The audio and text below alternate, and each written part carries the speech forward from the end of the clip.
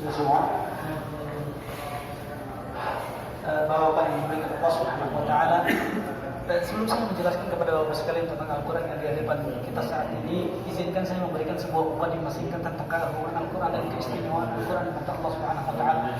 Bapak yang dimuliakan Allah, tentunya kita semua sepakat bahwasanya di antara mukjizat yang dahulu Allah Subhanahu wa taala pernah berikan kepada Nabi tercinta kita dari sekian banyak mukjizat yang beliau pernah terima dari Allah Subhanahu wa taala, di antaranya adalah Al-Quran Karim. Bahkan kalau seandainya kita sadar, Al-Quran adalah satu-satunya mukjizat yang Allah anggap paling istimewa. Al-Quran adalah satu-satunya mukjizat yang Allah kekalkan dan Allah abadikan sampai hari kiamat kelak.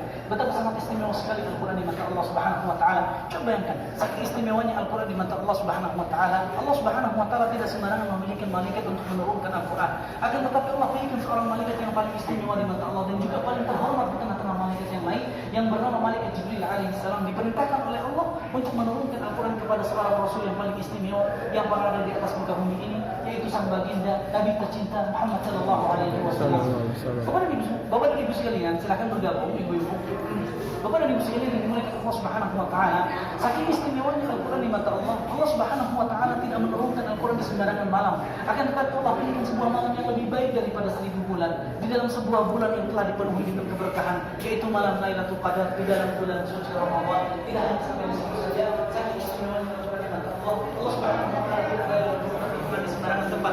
Akan tetapi Allah pilihkan sebuah tempat yang telah Allah sucikan. Allah pilihkan sebuah kota yang telah Allah agungkan, yaitu kota Makkah dan kota Madinah, hanya untuk diturunkan di dalamnya Al-Quran Karim. Makanya kalau kita perhatikan lebih dalam, di sini sebetulnya ada sebuah pesan tersirat dari Allah Subhanahu wa taala untuk kita semua, bahwa keistimewaan kita di mata Allah sebetulnya tergantung keistimewaan Al-Quran di mata kita. Apabila kita selama di dunia ini termasuk dari hamba-hamba Allah yang mengistimewakan Al-Quran dengan suka mendengarkan Al-Quran, cinta membaca Al-Quran dan rajin merenungkan isi Al-Quran, maka Allah Subhanahu wa taala juga tidak akan segan-segan mengistimewakan kita di hari kiamat kelak. Dahulu Nabi tercinta kita di dalam sebuah sabdanya yang diriwayatkan oleh Imam Ahmad mengatakan, "Innallah la yarfa'u bihadzal kitabi aqwaman wa yad'u bihi akharin." Sesungguhnya Allah Subhanahu wa taala pasti akan mengangkat derajat sebagian hambanya. Kapan? Ketika mereka mengistimewakan Al-Quran, dan akan merendahkan derajat hamba yang lain. Kapan? Ketika mereka tidak peduli dengan Al-Quran Karim. Di antara segudang keistimewaan yang dimiliki oleh Al-Quran dan tidak dimiliki oleh kitab-kitab yang lain, Allah Subhanahu wa taala saking istimewanya Al-Quran sampai-sampai menyerahkan penjagaan Al-Quran langsung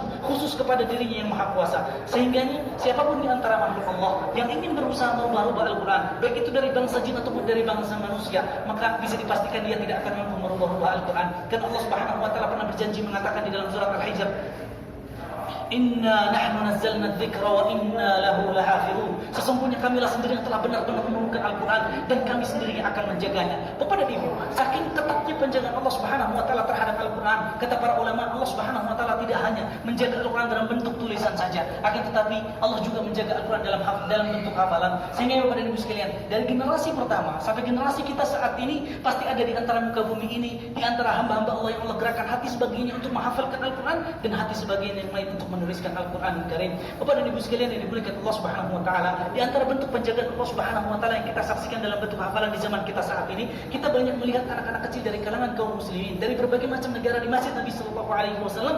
Mereka masih kecil-kecil sudah menghafalkan Al-Quran Karim. Dan ini adalah salah satu realisasi dari janji Allah Subhanahu wa taala. Allah mengatakan di dalam surat Al-Qamar, Allah ulang ayat ini sebanyak 4 kali, kata Allah, "Wa laqad yassarna al-Qur'ana lidzikri fahal min mudzakir." Sungguh telah kami mudahkan Al-Quran untuk diingat dan untuk dihafalkan. Namun siapakah di antara hamba-hambaku yang ingin mengingat dan menghafalkan Al-Quran Karim? Dari sini kita sadar, dari sini kita tahu, ternyata dahulu Nabi tercinta kita, Nabi Muhammad SAW pernah menegaskan hal ini dalam sebuah sabdanya yang diriwayatkan oleh Imam Muslim. Kata beliau, "Sesungguhnya Allah Subhanahu wa taala telah memberikan aku sebuah kitab yang tidak mungkin bisa dicuci oleh air." Apa artinya? Kata Imam Nawawi rahimahullah taala menjelaskan hadis ini, mengatakan artinya apabila Al-Quran yang berbentuk tulisan misalkan di suatu zaman akan dihancurkan seluruhnya, maka Allah masih akan tetap menjaga Al-Quran tersebut di dalam hati-hati para hambanya sepanjang masa sampai hari kiamat itu tiba tanpa ada pengurangan dan penambahan sedikit pun. Allahu Akbar. Bapak dan Ibu sekalian yang dimuliakan Allah Subhanahu wa taala, Adapun penjagaan Allah yang berbentuk tulisan, mungkin yang ada di hadapan kita saat ini adalah salah satu bukti penjagaan Allah Subhanahu wa taala. Al-Qur'an ini adalah Al-Qur'an yang paling tua yang kita pernah dapati saat ini.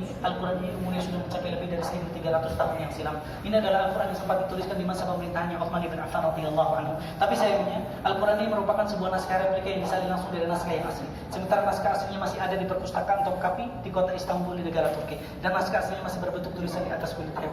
Yang menunjukkan akan hal itu, Bapak dan Ibu sekalian, Al-Qur'an yang ada di hadapan kita saat ini kalau kita perhatikan bersama masih belum ada titik dan juga belum ada harokatnya. Karena memang masa pengharokatan Al-Qur'an baru dimulai dari masa pemerintahannya Ali bin Abi Thalib radhiyallahu anhu yang ditangani langsung oleh salah seorang murid beliau dari kalangan tabi'in yang bernama Abu Aswad Ad-Du'ali. Namun pengharokatan di zaman tersebut tidak sama dengan pengharokatan di zaman ini. Di zaman dulu Al-Qur'an atau harokat Al-Qur'an masih berupa titik di atas huruf yang menandakan harokat fathah, berupa titik di bawah huruf yang menandakan harokat kasrah, berupa titik di atas huruf maju dari huruf itu sedikit yang menandakan harokat dhammah. Terus Bapak dan Ibu sekalian, harokat dan pendidikan Al-Qur'an berkembang sampai tepatnya di abad kedua Hijriah. Ada salah seorang ulama yang dinamakan dengan Al-Khalil bin Ahmad Al-Fawahidi. Beliau dikenal sebagai ulama yang meletakkan batu pertama dalam bidang ilmu al-arud wal qafiyah, atau lebih dikenal dengan kita dengan ilmu syair.